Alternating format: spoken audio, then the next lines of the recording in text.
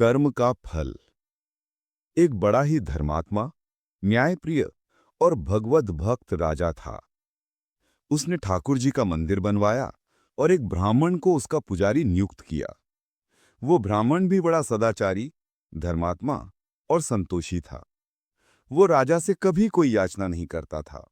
राजा भी उसके स्वभाव पर बहुत प्रसन्न था। उसे राजा के मंदिर में पूजा करते हुए 20 वर्ष गुजर गए। उसने कभी भी राजा से किसी प्रकार का कोई प्रश्न नहीं किया। राजा के यहाँ एक लड़का पैदा हुआ। राजा ने उसे पढ़ा लिखाकर विद्वान बनाया और बड़ा होने पर उसकी शादी एक सुंदर राजकन्या के साथ करा दी। शादी करके जिस दिन राजकन्या को अपने राजमहल में लाए, उस रात्रि में राजकुमारी को नींद ना आई। वो इधर उधर घूमने लगी।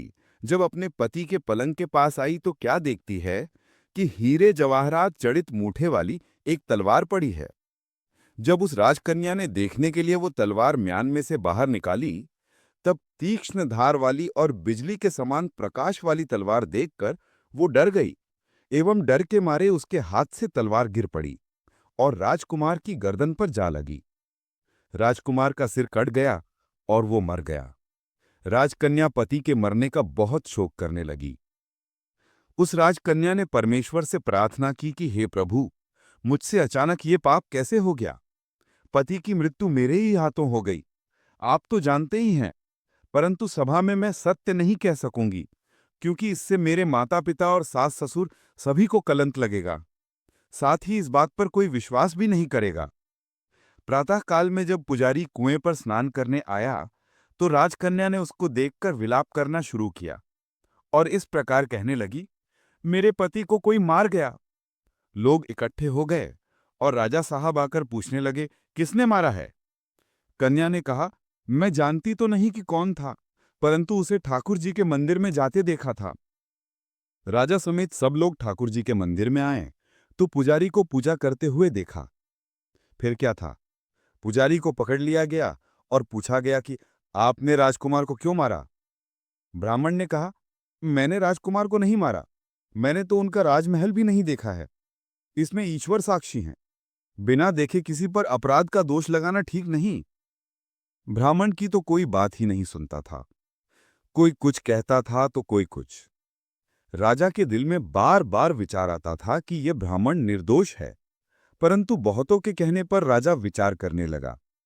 बहुत देर विचार करने के बाद राजा ने ब्राह्मण से कहा, मैं तुम्हें प्राण दंड तो नहीं दे सकता, लेकिन जिस हाथ से तुमने मेरे पुत्र को तलवार से मारा है, तेरा वो हाथ काटने का आदेश देता हूं। ऐसा कहकर राजा ने उसका हाथ कटवा दिया। इस पर ब्राह्मण बड़ा दुखी हुआ और राजा को अधर्मी जान उस देश को छोड़कर विदेश में चला गया। वहां वो खोज करने लगा कि कोई विद्वान ज्योतिषी मिले तो बिना किसी अपराध हाथ कटने का कारण उससे पूछूं। किसी ने उसे बताया कि काशी में एक विद्वान ज्योतिषी रहते हैं। तब वो उनके घर पर पहुंचा। ज्योतिषी कहीं बाहर गए थे। उसने उनकी पत्नी से पूछा, माता जी, आपके पति ज्योतिषी जी महाराज कहाँ गए हैं। तब उस स्त्री ने अपने मुख से अयोग्य असह्य दुर्वचन कहे, जिनको सुनकर वो ब्राह्मण हैरान हुआ और मन ही मन कहने लगा कि मैं तो अपना हाथ कटने का कारण पूछने आया था, परंतु अब इनका ही हाल पहले पूछूंगा। इतने में ज्योतिषी जी आ गए। घर में प्रवेश करते ही ब्राह्मणी ने अनेक दुर्वचन कहकर उनका तिरस्कार किया, परंतु ज्योतिषी जी चुप रहे और अपनी स्त्री को कुछ भी नहीं कहा। कुछ देर बाद वे अपनी गद्दी पर आ बैठे।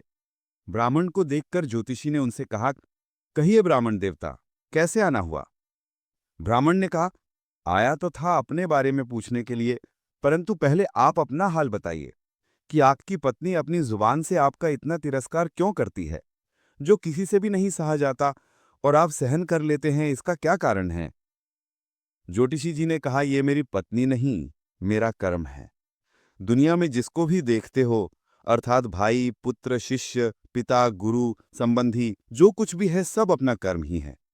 ये पत्नी नहीं, मेरा किया हुआ पूर्व का कर्म ही है और ये भोगे बिना कटेगा नहीं। अपना किया हुआ जो कुछ भी शुभ अशुभ कर्म है वो अवश्य ही भोगना पड़ता है। बिना भोगे तो सैकड़ों करोड़ों कल्प के गुजरने पर भी कर्म नहीं टल सकता। इसलिए मैं अपने कर्म खुशी से भोग रहा हूं और अपनी स्त्री की ताड़ना भी नहीं करता।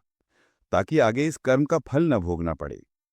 महाराज, आपने क्या कर्म किया था? ज्योतिषी जी ने कहा, सुनिए, पूर्व जन्म में मैं कौवा था और मेरी पत्नी गधी थी। इसकी पीठ पर फोड़ा था। फोड़े की पीड़ा से ये बड़ी दुखी और कमजोर भी हो गई थी। फोड़े में कीड़े पड़ गए थे, जिन्हें खाने के लिए मैं इसके फोड़े में चोंच मारता और कीड़ों को खाता था। इससे जब दर्द के कारण ये कूदती थी, आखिर त्रस्त होकर ये गांव से 10-12 मील दूर जंगल में चली गई। वहां भी इसे देखते ही मैं इसकी पीठ पर जोर से चोंच मारी तो मेरी चोंच इसकी हड्डी में चुभ गई। इस पर इसने अनेक प्रयास किए, फिर भी चोंच न छूटी।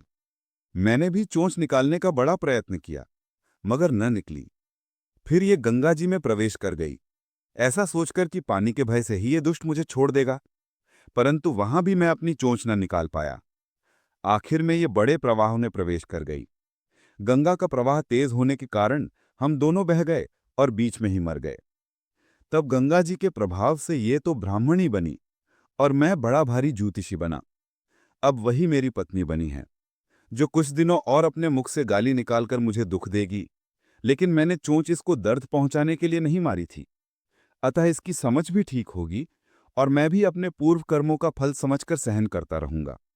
इसका दोष नहीं मानता, क्योंकि ये किए हुए कर्मों का ही फल है। इसलिए मैं शांत रहता हूं और प्रतीक्षा में हूं कि कभी तो इसका स्वभाव अच्छा होगा। अब अपना प्रश्न पूछो। ब्राह्मण ने अपना सब समाचार सुनाया और पूछा कि अधर्मी पापी राजा ने मेरे निरपराध का हाथ क्यों कटवाया? ज्योतिषी जी ने कहा, राजा ने आपका हाथ नहीं कटवाया, आपके कर्म ने ही आपका हाथ कटवाया है। ब्राह्मण ने पूछा, किस प्रकार का कौन सा कर्म? ज्योतिषी जी ने कहा, पूर्व जन्म में आप एक तपस्वी थे और राजकन्या गाय थी और राजकुमार कसाई था। वो कसाई जब गाय को मारने लगा, तब गाय बेचारी जान बचाकर आपके सामने से जंगल में भाग गई। पीछे से कसाई आया और आपसे पूछा कि इधर कोई गाय तो नहीं गई है? आपने जिस तरफ गाय गई थी उस तरफ अपने हाथ से इशारा किया, तो उस कसाई ने जाकर गाय को मार डाला। इतने में जंगल से शेर आया और गाय एवं कसाई दोनों को खा गया। कसाई को राजकुमार और गाय को राजकन्या का जन्म मिला, एवं पूर्व जन्म के किए हुए उस कर्म ने एक रात्रि के लिए उन दोनों को इकट्ठा किया। क्योंकि कसाई ने गाय को गड़ासे से मारा था, इसी कारण राजकन्या के हाथों अनायास ही तलवार गिरने से राजकुमार का सिर कट गया और वो मर गया। इस तरह अपना फल देकर कर्म निवृत्त हो गया। तुमने जो हाथ का इशारा रूप कर्म किया था, उस पाप कर्म ने तुम्हारा हाथ कटवा दिया है। इसमें तुम्हारा ही दोष है, किसी अन्य का नहीं। ऐसा निश्चय कर सुखपूर्वक रहो। कितना सहज है ज्ञान संयुक्त जीवन। यदि हम इस कर्म सिद्धांत को मान और जान लें, तो पूर्वकृत घोर से घोर कर्म का फल भोगते हुए भी हम दुखी नहीं होंगे, बल्कि अपने चित्त की समता बनाए रखने में सफल होंगे।